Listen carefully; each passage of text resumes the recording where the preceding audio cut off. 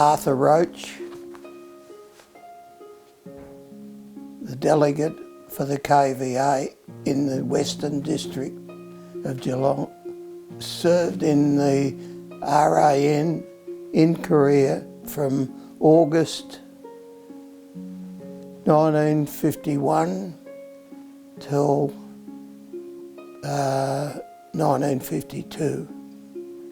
I was already had done the medical and the educational test for the Navy in May 1950, and I got called up in June 1950.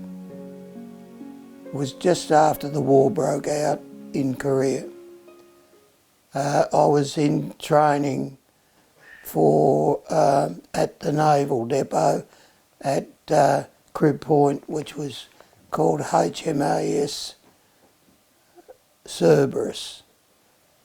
After initial training there, I was drafted to HMAS Sydney, Australia's first aircraft carrier, in August 1951.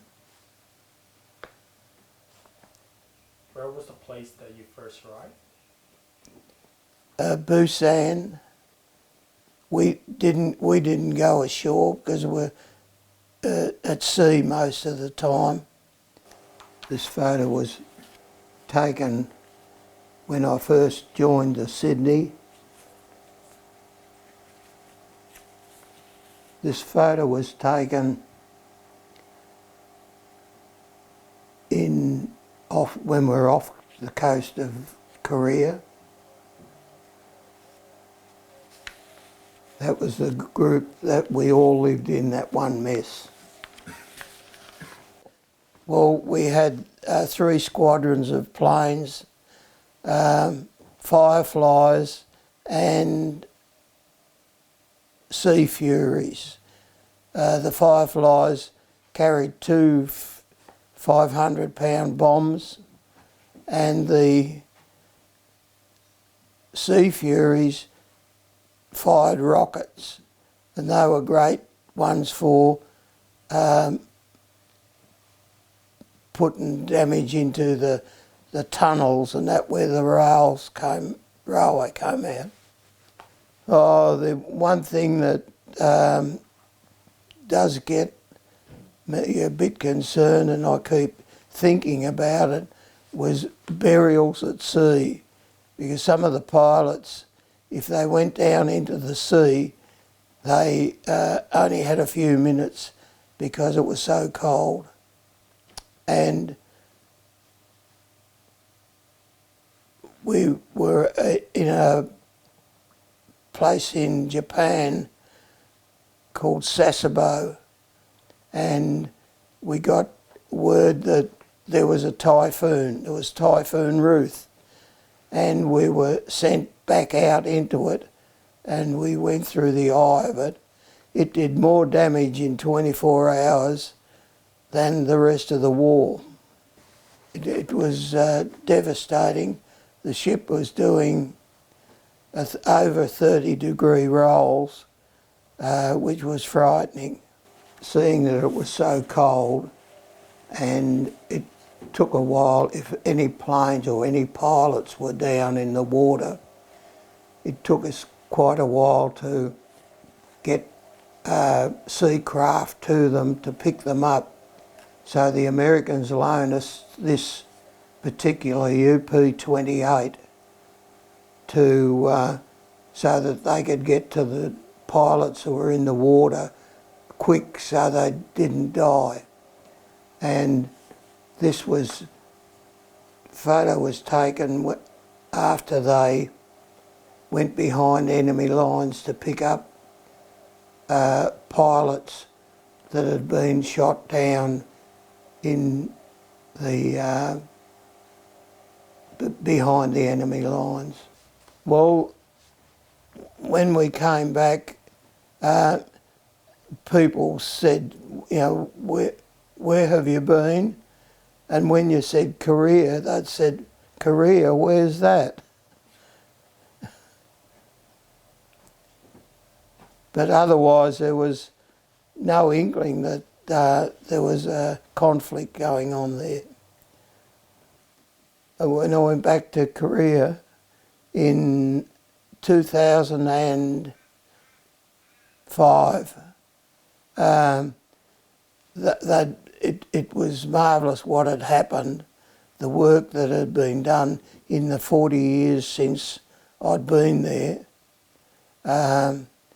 And I've been back this year, 2024, and the difference to the place from our previous visits was amazing, the work that had done. I think they'd had the Olympic Games in after we'd been there the first time, but they had the sixth highest building tower built in Seoul, which Helen and I visited and travelled to the top. I'd like to see the whole of the peninsula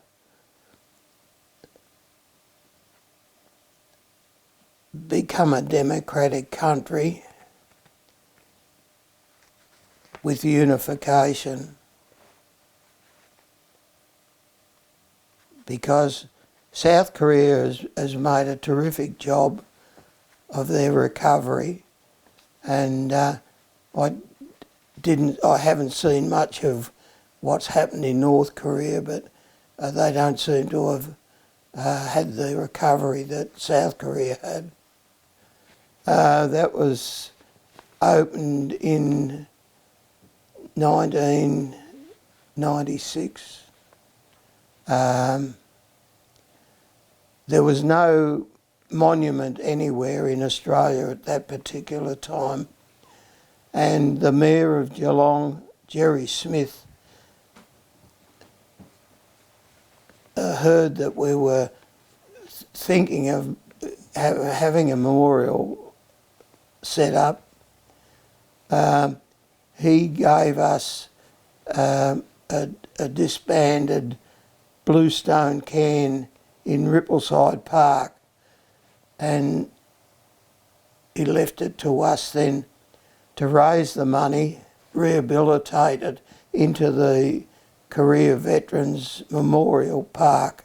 Wrote letters and spoke with different companies, and everybody put in their bit, and we ended up raising bit